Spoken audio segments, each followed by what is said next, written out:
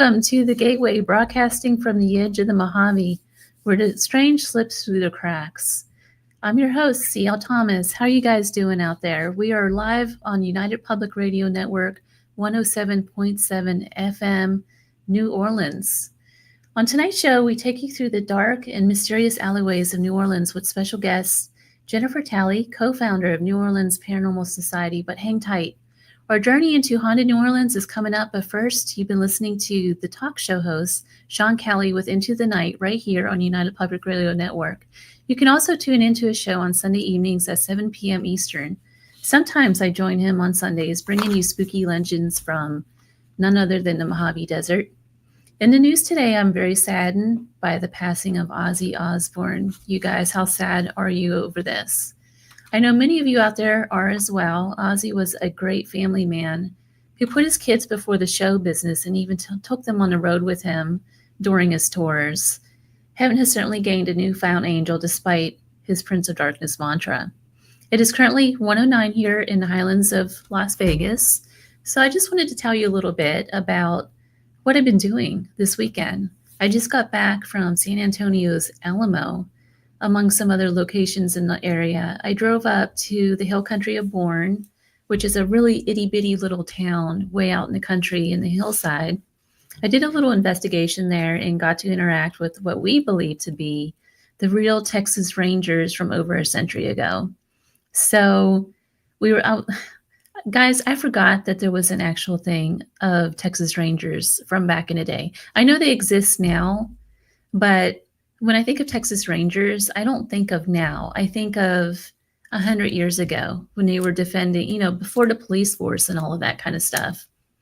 So it was an interesting night, to say the least. I'm probably going to do a little more on that coming up. But the Alamo itself, it stands as one of my favorite haunted U.S. destinations for many, many reasons. It always has. This is probably it's the third or fourth time that I've visited the Alamo. For as small as it is, it holds a huge history. And if you can imagine, 189 men, including the famous Davy Crockett, being trapped for 13 days under siege within the walls of this compound. And then ultimately, they all lost their lives in this battle. I believe that there are some still walking around those halls. But anyways, I digress. Let the fog roll in and the gas lamps flicker, because now we're venturing into the haunted heart of New Orleans. Joining us is Jennifery Talley, the co-founder of New Orleans Paranormal Society, to guide us. Jennifer, welcome to the show. Thank you. Thank you for having me on. I'm really, really looking forward to this. So, how did you get into the paranormal? Can you talk a little bit about yourself? Well, I started out getting out of the restaurant industry here in New Orleans. Became a walking tour guide, did history tours, the ghost tours where you walk in front of places and tell everyone all these spooky stories, true or not, and try to scare them, let them take pictures.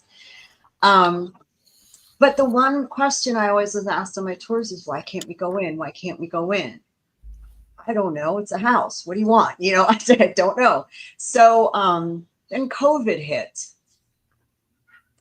And yeah, there was a lot of free time. I live in the French Quarter. I've been living in the French Quarter for about 13, 14 years. So, it's a neighborhood. People do actually live in these houses, I promise you.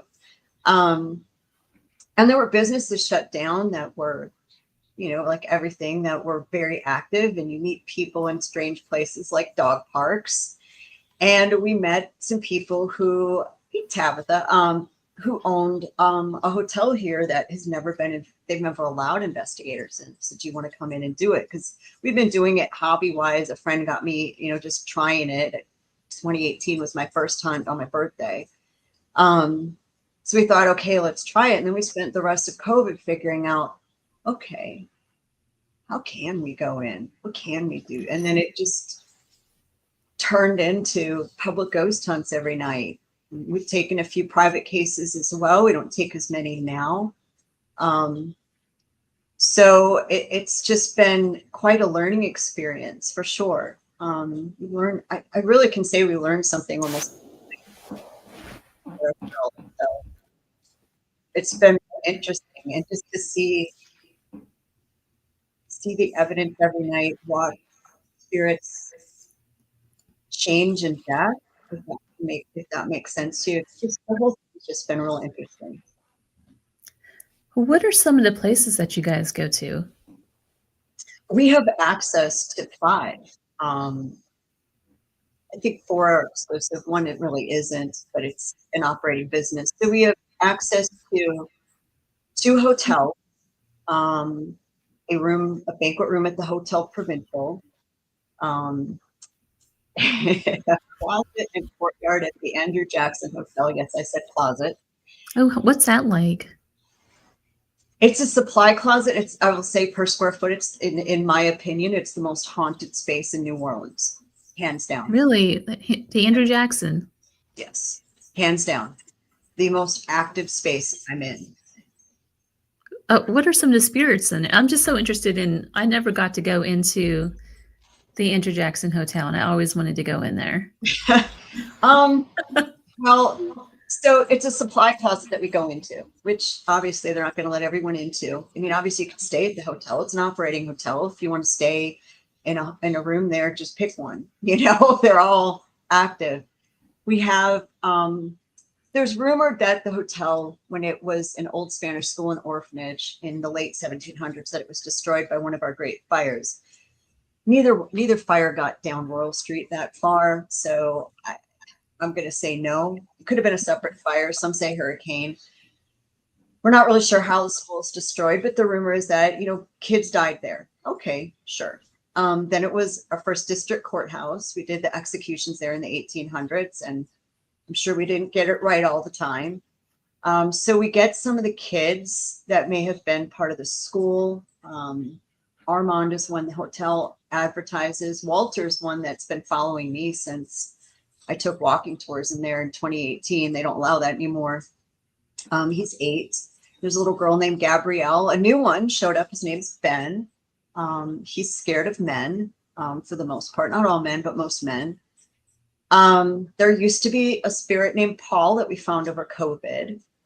He told us that he went crossover because he was convicted and executed for clubbing his mother to death, and that he was framed. This case is in 1832. So we took about 4.5 years. Those records were destroyed by Katrina. So we took about 4.5 years letting Paul tell a story and talk about how he was innocent and what happened. And finally, last June, he told my husband, Chris, that he wanted to cross over. He was ready. And so I'm going to cry because that was really emotional for us. And we did. We helped him cross over, and some of the other spirits there confirmed. One's a little mad at me. So we did cross. Mad at you for that? Paul, no. There was another spirit there I'll get into that's not a nice one. That was mad. He cussed at me the whole time. We were doing it over the spirit box.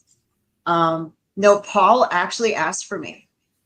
I've never done that before. I mean, I'm like, what words do I say? I went to some friends and got like a prayer to say that was kind of encompassed. If whatever spiritual practice you had, we named someone in it, to help you. So it was just, we didn't know, because you didn't know if he was Catholic, if he practiced voodoo, you didn't know. And he tried to have 2 ladies do that, and he wouldn't go. He wouldn't go for them. And he said, Paul, why? You said you wanted to go. Why don't you go? Do you want me to bring? Yeah, he was working on that hard. He said, Jennifer, bring the witch, which is what they call me. They call me the witch. It's like a lot of spirits call witch to someone who has abilities because of the way you look. It's not like a derogatory or anything like that. And I thought, well, heck, why does he want me? I've never done this. I assume because he knew me. And then, so before the tour that night, I went in, and with Chris, we were cleaning up the closet, and I just sat in the chair in the supply closet. And I said, Paul, I can do this. I can try. We can work together. And it's like, why didn't you want to cross? And he told me that it was because the medium light went on that time. It doesn't always go on. I don't have control over that. And I just looked at Chris and I said, that's it. He was afraid. He didn't like the two girls because he didn't know them. Just not he didn't like them. He didn't know them. And B, he was afraid that he couldn't come back. He didn't want to leave Chris. That was his buddy. Oh. And this is your husband, Chris. Yeah. And I'm like, Paul, no, hon. No. My grandmother's with me. I know she is. She's with me everywhere I go. She has crossed and come back. You can do that. You don't have to believe me. Just ask her. It's a thing. You can do it. And so later that night, we came back, and Chris was a little surprised that I said, okay, I'm going to do it.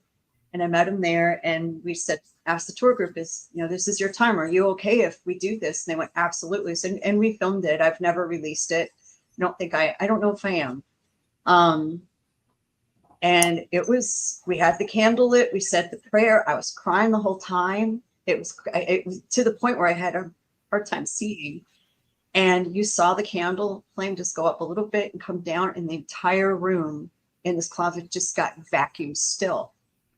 It just shifted. And we asked one of the other spirits there, Master, where's Paul? And we heard in the voice Master normally uses, he left. He's gone. Wow. And we don't think we've heard from him since. Now, the other spirit named Priest, who's the not nice one, he cussed me out the whole time. His name is Priest? He wants to be called Priest, yes. Interesting.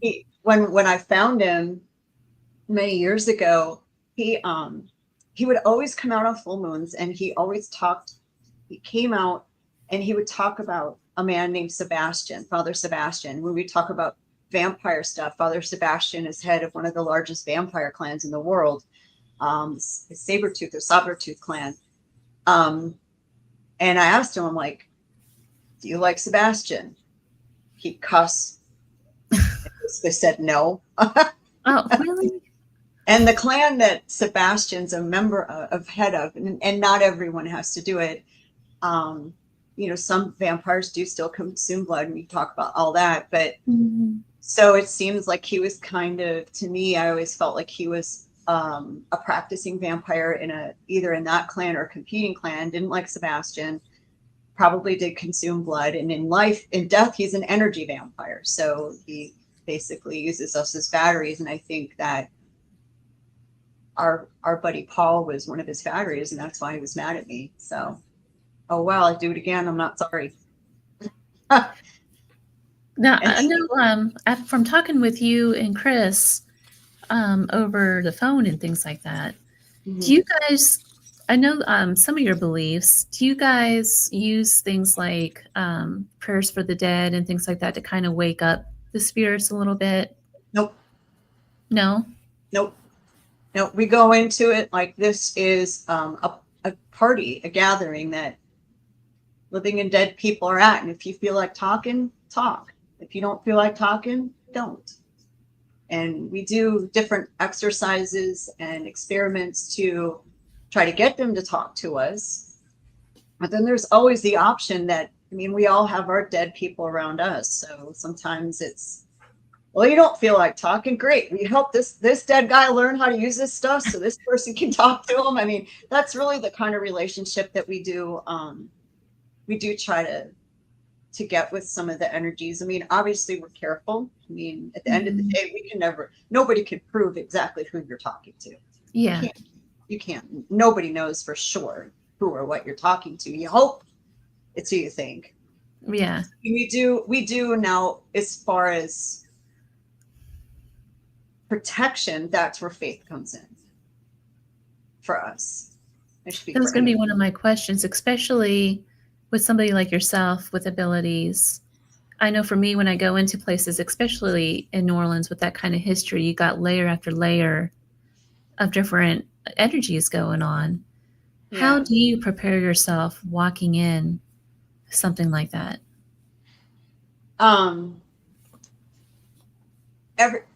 We're all going to be different, all 4, hopefully 5 of us that do this. Chris and I are not of the same spiritual practice. So we do butt heads from time to time, and it doesn't matter. I I mean, didn't realize that. I didn't know that. yeah, grew up Catholic. Chris grew up Southern Baptist, Okay. and we have two others that are, I think at one point were Catholic and kind of shined away from that. But there's a difference between religion and faith, right? Big Mhm. difference. Um, and so we always tell people, if you're going to protect yourself, your beliefs are your biggest. Right. You've got to believe it down to your core. It doesn't mean you have to agree with a particular practice. It's all in what you believe. I would say pick a captain, pick a team. No one's wrong. Mhm. Not wrong. It's what you believe, it what gives you peace, what gives you strength, and there you go. That's your protection. So for me, even with abilities, it's meditation, which I need to be better at, consistent. But meditation, I do wear different. I have a Palo Santo bracelet. I have other things that I wear that are protection. I have protection oil from a voodoo slash vampire priest, and I've got some more from a shamanic healer that we deal with. I mean, I've got Florida water. We have a St. Michael relic, exorcism relic. We have a lot of things that we carry. Plus, we're responsible for the people on our ghost hunts. Mhm. You don't know how all of the energies are going to affect them, because we don't Right. like, let's face it, we don't like every living person that we meet. It doesn't change in death. Some dead people aren't going to like live people. True. I don't like that guy, and I'm going to affect him or make him sick or whatever, right? And it happens. So you have to know what to do to try to get them back. So but it's a lot of pepper, and it's the maintenance after. It's salt baths every day. It's the washing of the floors with Florida water or a floor wash, and it's incense, and it's candles, and it's an ancestral altar, and it's a lot of work. We choose to do what we do, but there's a lot of maintenance to it. And even then, you can't prepare yourself for every slime you're going to get. Right.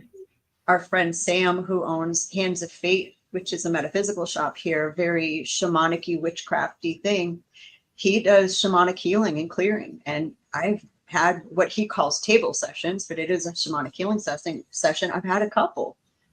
And it's just the nature of what we do, that you walk into slime and you gotta get on slime no matter what you do. So we're lucky to have, I'll be honest with you, we're lucky to have a lot of outlets here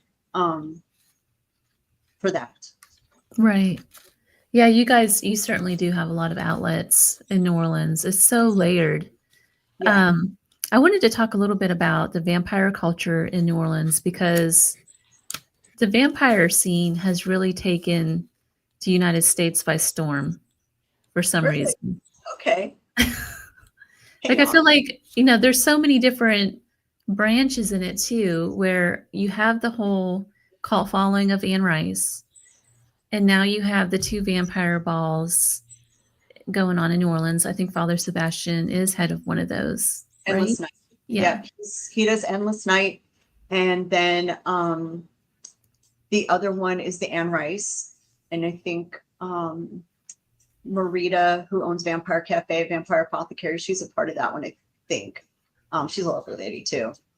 So yeah, it's different. I mean, you look at it, if you look at the vampire culture and you compare it to Christianity and all the different practices that we would be called Christian, it's the same thing. This group over here says this is right. This group over here says, no, that's not right. This is right. Well, welcome to any faith or practice, right? Right. But are they really vampires, or is it just Which kind? Do you mean the glittery ones? Do they glitter in the sun? I mean, do they drink blood? I know Some there's energy vampires. Yep. Yep. Those are that we call psychic or energy vampires. I always explain to people, we all have that one relative that when you find out said uncle so-and-so or aunt so-and-so is coming to the family gathering, like, do not let me get stuck with them. If you see me get cornered, you better come get me. And then inevitably one of you gets stuck with said aunt or uncle or whomever. And by the end of the conversation, when someone finally says, comes to rescue you, you feel worn out, like you had run a marathon. That's what an energy vampire attack feels like. Honestly, I'm not kidding. Priest is an energy vampire, and that does feel like that.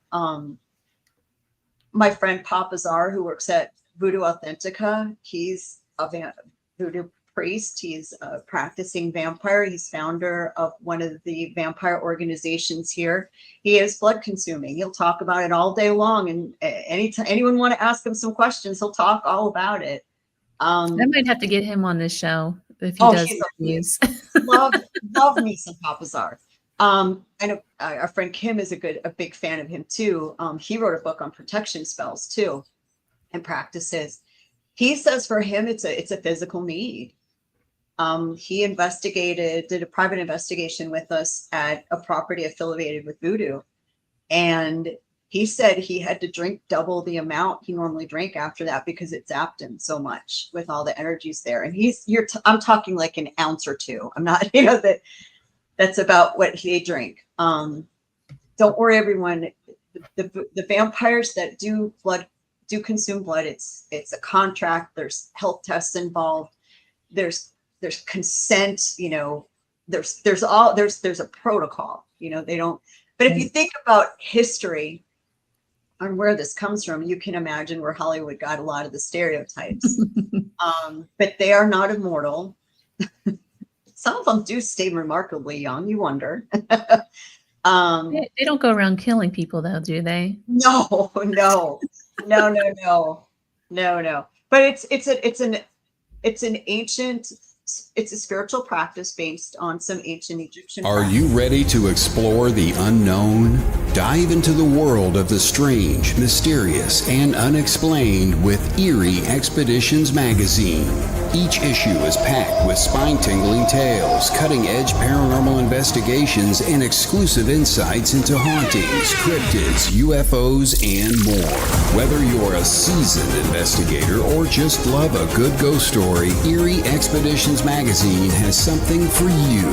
Join our growing community of truth seekers and adventure lovers. Subscribe today at EerieExpeditionsMagazine.com and unlock the secrets of the supernatural. Are you ready? That's EerieExpeditionsMagazine.com, where the extraordinary is just a click away. Dare to discover.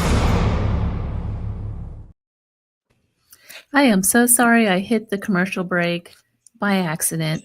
But Eerie Expeditions is going on tour later this fall with Grimoire Market. Very excited about this. Stay tuned for more on that later. But now let's return to our conversation with Jennifery Talley of New Orleans Paranormal Society as we continue our journey through haunted New Orleans. And I am so sorry I interrupted you talking about It's fine. your friend. Paul's like, it's fine. So, I mean, the vampire culture in New Orleans will be different. Some call them clans, some call them families. Some, there's different names for all of them. But it is it's based on an ancient Egyptian practices. The Egyptian god Seth, if you look at the history of him, then they talk about drinking the elixir of life. And there's literally a cup. What's the elixir of life? Well, what is life? Blood, right? And so that's kind of where it all comes from. And if you look at historically, if there has to have been vampires forever, they probably have a long history. It probably didn't start out too consensual, right? Right, that's true. Have you ever contacted any paranormal, like hauntings or anything? Have you ever contacted any hauntings or anything in the area from vampirism? No. Okay. We go to one of the locations we go to from time to time is the Vampire Apothecary. That's owned by Miss Marita. She's a published author and historian, fact and fiction, on vampires. But the building itself used to be a voodoo temple. So, but the only vampire that I've encountered, and anyone that I know in our group has encountered, is the one at the Andrew Jackson, which is Priest. Why he's there, I don't know for sure. I'm going to say that because that closet in that area we think is a portal, which we have several in the quarter. It's just like a buffet. Like, oh, I need energy. Lots of dead people coming in. It's a hotel. Lots of living people coming in. You know, it's just constant batteries for him. So that's the best guess I have. That makes sense. That's why he's there. But we have encountered voodoo spirits, but nothing other than priest on vampire. Got it. What other locations do you go to? I kind of want to get into the La Laurie Mansion, but we'll talk about that if you have any other locations to talk about. I kind of want to leave that for the end.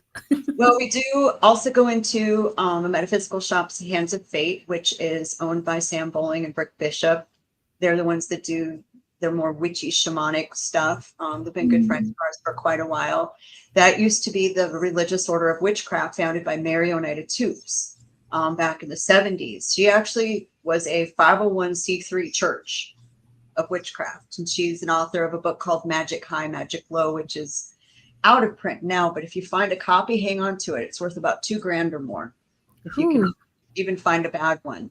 So we get some fun stuff there, usually a lot of familial spirits, because in the room we go to, that's where Sam does his mediumship readings and his spiritual cleansing. So that's just what the room's used to.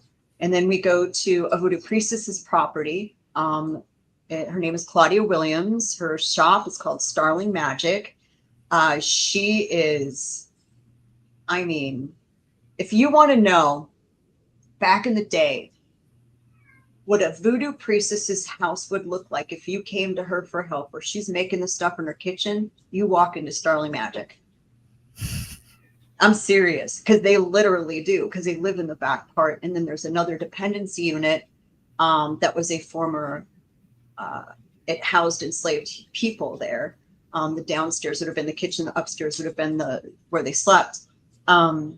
We go back there, and that's just a fantastic property there. Oddly enough, we don't talk to any voodoo spirits there. We've got a couple house spirits there, and then the Hotel Provincial, that's kind of a transient space. You know, we don't get a whole lot of the same at all. So we always choose two. We do 3-hour ghost hunts. We choose two. We take you to them. We tell you either history or historical evidence, and teach you to use the equipment, why the equipment works.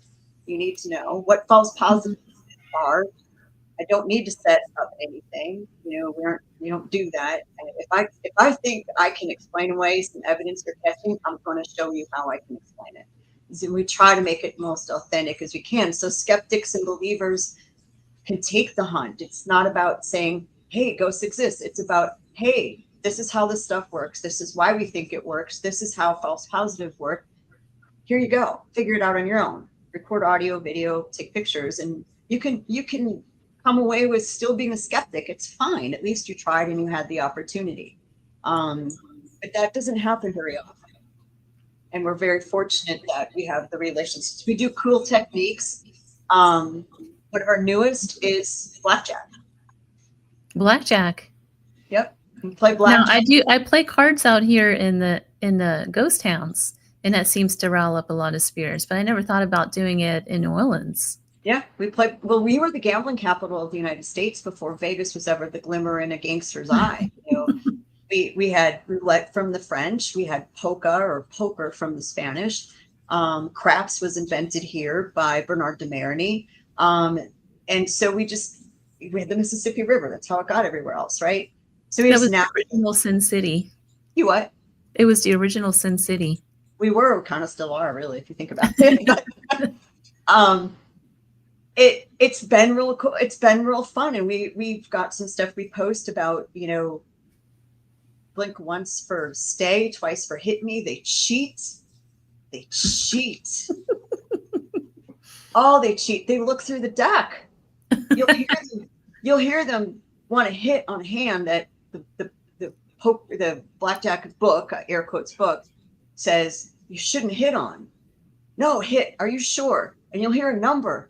And I'll be darned if that is the card that's coming up next, and the deck's been face down the whole time. Okay, you know what? Now I have a new afterlife goal. I'm going to come back to Vegas and just mess with everybody in the casinos and cheat.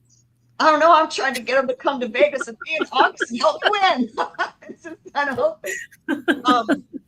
But it's really, and you know why is this? Well, because it's a living person thing they're doing again, and it's not this. How did you die? Where are you from? What is your name? Right? It's not Right. that. It's the same old boring stuff that people ask. Right. It's you're like me without the human suit. You're a person. Let's do people things. Let's read a book. Let's play music. Let's play cards. Let's play rock, paper, scissors. You know, let's do all these fun things. And, you know, we'll play music, they dance. We'll take requests. If you don't like this song, go on the spirit box and tell us something you want to hear. Take turns. What do they request? Just out of curiosity. Their favorite musical artist so far is Michael Jackson. Really? And it seems that we get the most activity and requests from artists who are dead and who died today. Ozzy Osbourne, I did mention it earlier. What a heartbreaking loss, right? I'm waiting. I'm waiting. Like, play some Ozzy, man. You know, I'm waiting for it to come. And so these are primarily younger spirits that you're connecting with? No. Well, how would they know about Michael Jackson? I mean, if they didn't die within the last, 50 years or so. They're around us. They hear the radio too. That's true. We've had spirits learn languages after death. We've watched spirits change their entire personality, going from a grumpy, rude, horrible pain in the butt to just a cool party guy. Philip at Claudia's house was just horrible, scared one of the little girl spirits there, Chloe, half to death. Now he's her protector. He takes care of her, and he just sits out and wants to request music and talk about women. You know, it was a complete 180. And is it because that's his personality or his attitude towards us change? You know, there's where you have to debate. But, Priest started out liking me, and now he comes to my house and beats me up sometimes because he doesn't like me. So, I mean, I don't know. It goes back to, we forget when you die, you're still a person. It's your spirit, it's your soul, it's what your energy, whatever name you want to give it. What we wear now is just a biological meat suit. Right. Right. And then, so it's been kind of fun to learn that.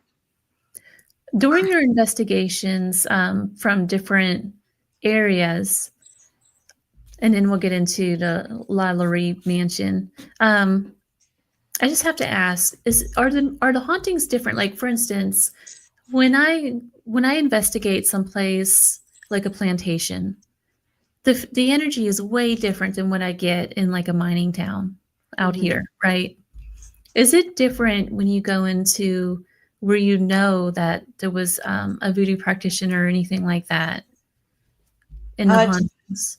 It depends on the space. So the 3 places we've been that have been voodoo practicing locations are completely different from each other. Priestess Claudia's house, Starling Magic. I mean, she lives there. She keeps the stuff in line. We don't get any voodoo spirits because it's their practice. So they're the ones talking to them. They don't talk to us. It's not what we practice. And most of them, they don't want to talk to you anyway. The vampire apothecary at the inside, which she calls the Casket Girls attic, in their seance room, that was the inner sanctum of a voodoo temple. You had to be a certain high level initiate to go in, much less do anything. There's a lot of high magic that happened there. I really can't, to keep this rated for what we're on, I can't really go into what we get, but I'll let everyone draw some conclusions. And then we did a private case for the owner of the house that sits on the dirt that Marie Laveau's house used to be on. And we did encounter voodoo spirits there. So these were like the Loas and things like that. Yeah, so you look at, even when you look at angels and demons, you're like, this is the name of said angel, this is the name of said demon, blah blah blah. What you don't understand, what a lot of people don't understand, is the same with the Loas. You have Oshun or all, whatever voodoo law you want to give, Papa Legba. You might want to give a quick definition of Loa for some of the listeners who might not know what that is. So a voodoo Loa would be the equivalent of a Catholic saint. Okay. However, if you look at Papa Legba, there is a Papa Legba, but what we aren't taught a lot is there's Legbas, which means it's also the name of a group. So this is a collective group of spirits that are in charge for voodoo of the afterlife, equivalent of our St. Peter. Now, our St. Peter is a Catholic. Yes, we have the figure of St. Peter, but there are other saints and other spirits and angels, etc., that work with whatever function we give to St. Peter to do that function. He can't do it all. I mean, there's a lot of us around. We got to take care of us. So that was something we learned there, is that these spirits that we encountered, one of the investigators who'd never encountered voodoo or been anywhere voodoo, she thought that they were imps, which an imp would be a negative kind of lower demonic spirit, or demonic-esque, however if you want to really, depends on your definition of them, but they're negative, right? But to this person, it was the same size and it looked similar, what she could see.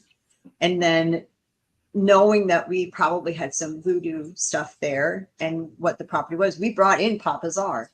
And I called a friend of mine who is also a voodoo practitioner. I had her on the phone. She said, Jen, those aren't imps. Those are water sprites, water spirits that Marie worked with for healing. They're good. So we had to do some apologizing to said water spirits, because the person that said, oh, they're imps, she was horribly, she's just horrified. She got it wrong. And she's like, oh my gosh, I offended these things. No, I never meant to do that. So we did a ceremony and helped that out. So, but without having that guidance, we would have probably continued to maybe think something incorrect. So, there's a lot of double checking in this stuff. And that's where it becomes important to kind of educate yourself a little bit before just jumping in and investigating. And one thing we taught that group is that you can't just walk into a space once and think you know what's there. We've learned over time that we can't, and it takes a lot. And you have to think about the history, think about who maybe lived there, who did this, who did that, and then go start finding experts if you don't know things, and bringing them in or asking them questions. Could this be something different? So you don't end up offending something that you shouldn't probably offend, because water sprites aren't human. I can imagine there would be kind of a lot of them there, right? Since New Orleans is actually sitting on water. Yeah, we're the closest thing to an island you can get to not actually being an island. You have to cross a bridge or come by boat to get into the city.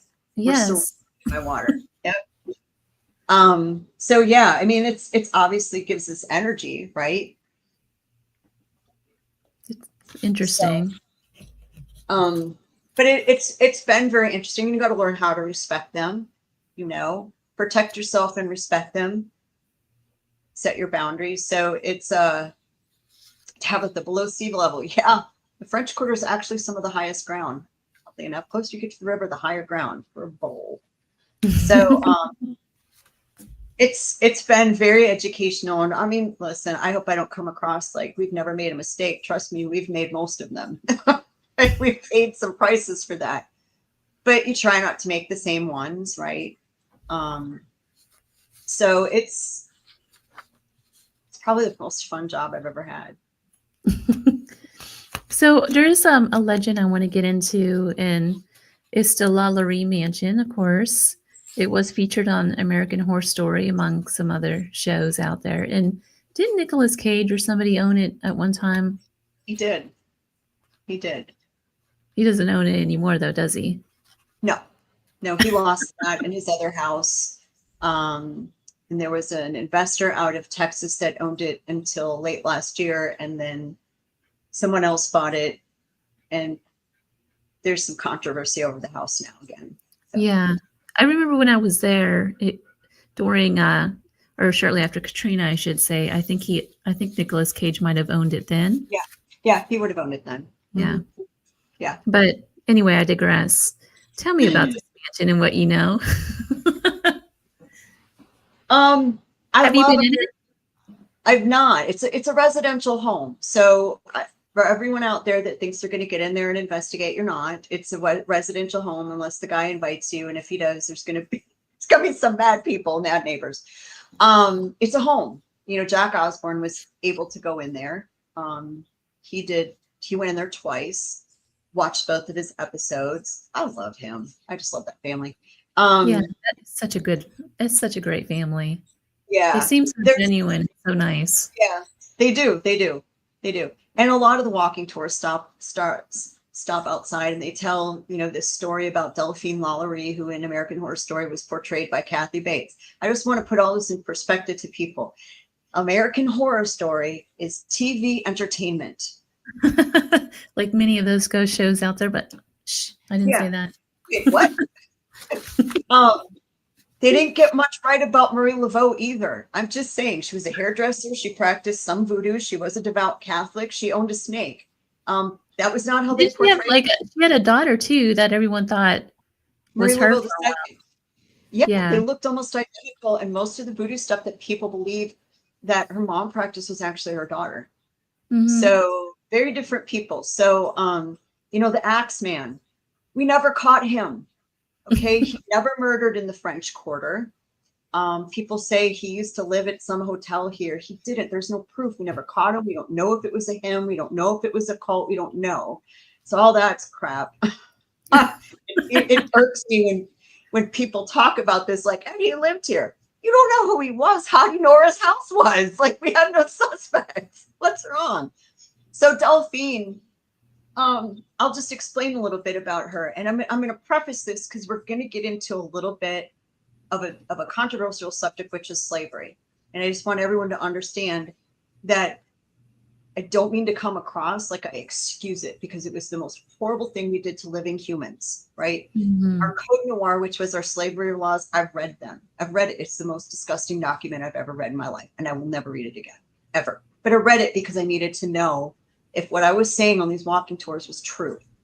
So Delphine was born here. She had a wealthy family.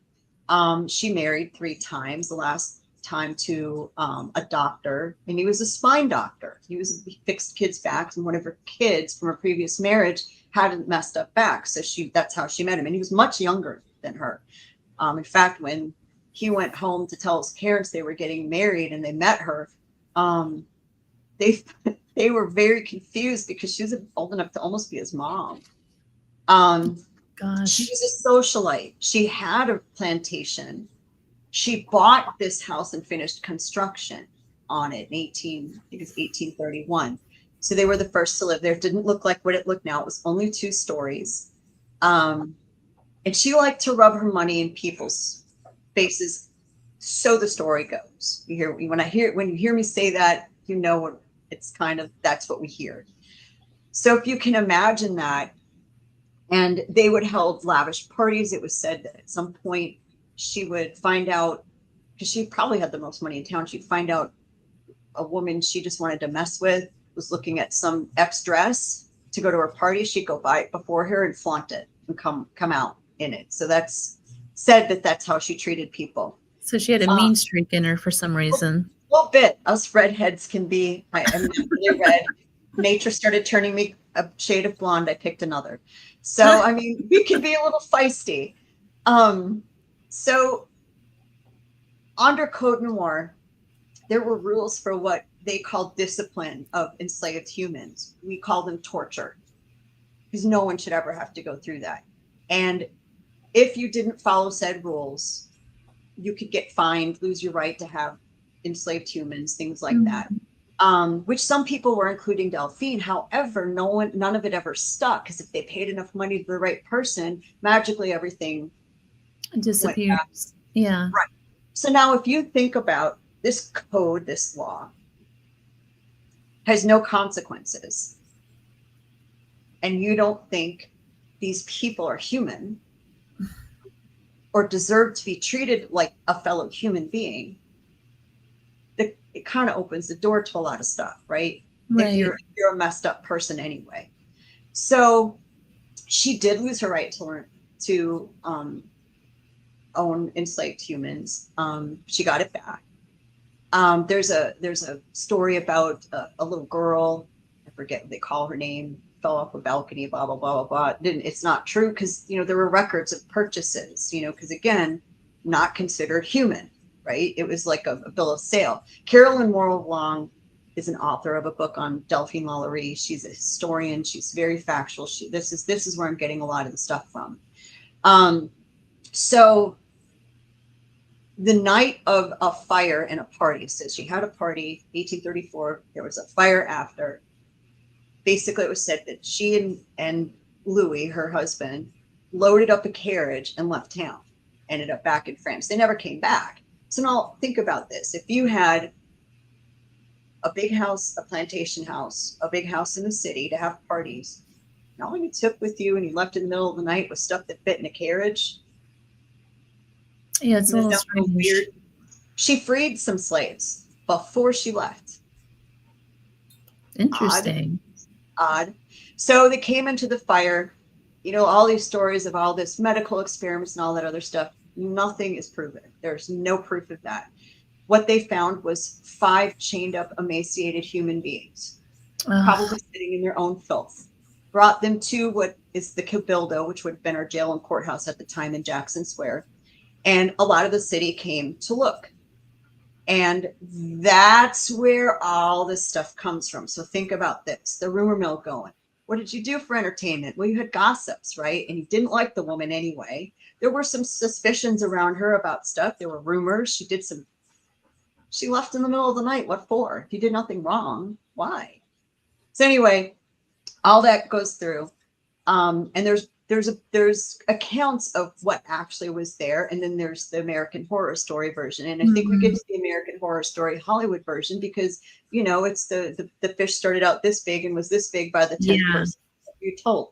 And if you had the best story, or if you thought you had the insider information, you could really go, everyone, you have to talk to me. My brother was a guard. He showed me other stuff, right? You can think about that. So people think it's the most haunted building in the quarter. And I'm going to say it's not. Now, that isn't to say we haven't caught stuff, but it's nothing that we see in TV can be proven. Nothing. I'm not saying again that there's not suspicious stuff, a little eyebrow raising stuff that happened. But at the end of the day, there's very little we can prove that people talk about, and it went through its history of ownerships. It was apartment buildings at one point. Nicolas Cage owned it. It's said that everyone that owns that property goes into financial ruin. I don't know about all that. Well, Nicolas Cage didn't go into financial ruin, did he? That and the other house he owned here was sold at bankruptcy sale. Oh, wow. The only thing you're allowed to keep as an asset is your final resting place, which he has one in St. Louis Cemetery number 1. It's a pyramid. And yes, he built a pyramid because of national treasure. Anyway, that is why I built it. So, I mean, everyone sees this thing on TV. So everyone wants to see, I want to see the Lalaurie Mansion. So there you go. We take them, Royal and Governor Nichols, you can see. And I sent you some pictures because when I did the walking tours, so when I first started in this, I thought, no way anyone's going to catch anything. Holy crap, they did. And I would make them send it, like show me right when they took it so they couldn't Photoshop or anything. And we caught some stuff walking around the outside, caught some stuff in windows. So I would say it's not haunted. Well, I do have those photos if you want me to show them. Oh, please do. But I don't think it's as haunted as people want to say. So I'm not sure what we're looking at here. You'll have to explain. So that is actually the front door of the house on Royal Street. And if you look right by the pole there, you can see someone standing. Right in this little area right here. Yeah, I don't know if I don't even think my mouse will show up, but it's to the left of the door. The only pole there, you can just basically see someone standing there. That was someone on my tour that took. Does it look So like somebody's wearing knickers and a hat? yeah, and a belt. Mm-hmm. Yep. Yep. There's several here. So then you have this. That's the same person. And you see it's like kind of to the right of the door now, and it's like they're walking away. Same figure. And these were all taken in like a succession of photos, right? Yeah, we did. So that was like in 2018, 2019. So it would have been back then a photo burst. So right in front of the door. So that's the side of the house. And right in front of the door with the archway, you see, it looks like someone walking. You can clearly see a foot on the ground. Yeah, you do. I see it. As long you see some kind of like see-through transparent mist as well or something in there. And the square door with the no parking, that's their garage. So that's their driveway on the side of the house. That'd be on the Governor Nichols side. Oh, there you go. You circled it. Yeah. So it's just a little easier. That one is in the window. So if you look at the window in the middle, you see this white. There's no, it's not a table, because if it was a table with a tablecloth, it's showing more than just that one center pane of glass. And if you look right above the flower on the third pane up, you can almost see a little face. Wow. And that is on the front of the house. That's on the Royal Street side. And that is the second story top left window. Remember when that was took? Because it was took after this other picture someone took in a different window on the same side. Now, was the house empty, do you know, when these were taken? Yeah. You can tell when it's other than so the housekeeper, and at that time it was Michael Whalen. So the housekeeper lived on property, but she didn't live in the main house. Okay. And that's that's that person again by the pole.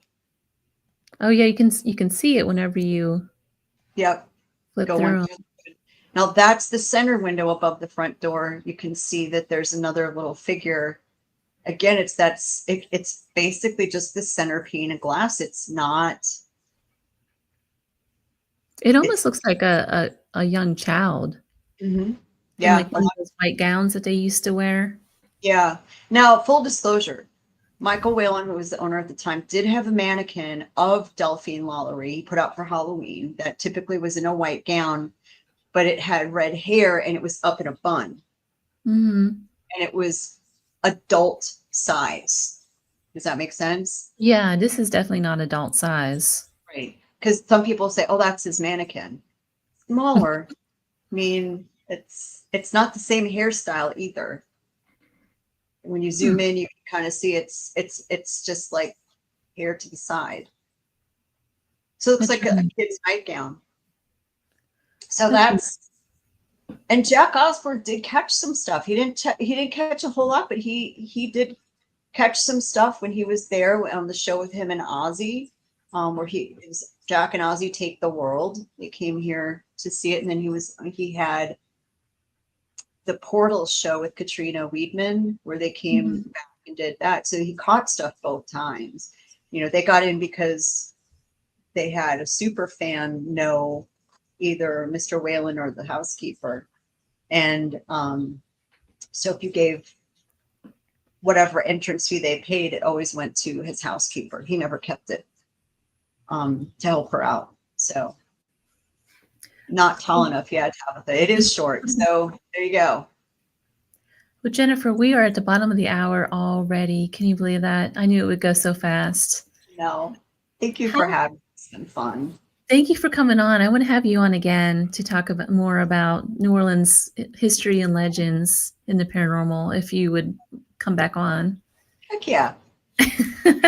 But in the meantime, tell us how people can get in touch with you if they want to have a private tour. So we do public and private tours. You can book, you go to neworleansparanormalsociety.com. You can do our nightly public events. You can book a private tour. You can pick your locations on the private ones. You could mix it in with some seances, readings, a chef's tasting dinner, if you have enough people. at the Vampire Apothecary. Their chef is amazing. You could really do voodoos, witchcraft, vampires, and ghosts all in one night in like 4 hours and get it all done all in one. I'm going to book you on that. I'm coming to New Orleans pretty soon for work. Come on. I'll be there for a week. I'm going to book your services. Come on. Well, thank you so much, Jennifer, for coming on. I really appreciate it. Thanks for having me. It's been fun. So you've been listening to the Gateway Podcast, broadcast live from United Public Radio, 107.7 FM New Orleans. My guest tonight was Jennifery Talley. She's the co-founder of New Orleans Paranormal Society. Thank you guys all for listening. And next Tuesday, I will be back again next Tuesday. I'm not sure who the guest is. I'm actually in travel. So I am going to Lilydale, of all places. So I'm not sure what I'm going to do with the show yet. I may do a pre-record. If not, I'll have to do a rerun. Either way, the following week, I'll be back to do the live. Thank you guys all for listening. Until next time.